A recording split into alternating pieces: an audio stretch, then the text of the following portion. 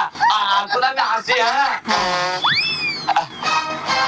দেখো এরপরে কি দেখো। আরে সত্যি করে বল, আমার টাকা কে নিয়েছে? টাকা? কোন টাকা? কিসের টাকা? আমি তো কোনো টাকা দেখিনি। কেন? কালকে যে আমি ছাগল বেচে 12,000 টাকা বাড়িতে এনে রাখলাম, সেই 12,000 টাকা কোথায় গেল? হ্যাঁ 12,000 টাকা কই? আমি তো দেখিনি। না তুই দেখিসনি, সত্যি করে বল আমার টাকা কোথায় গেল? আরে মা, তুমি তো জানো আমার টাকা দরকার বলে আমি তোমার কাছ থেকে চাইনি। চুরি কেন করবো? হ্যাঁ এটাও তো ঠিক কথা, তাহলে আমার টাকাটা কে নিল? আরে হিরণ ভাই, এই না তোমার সেই 12,000 টাকা।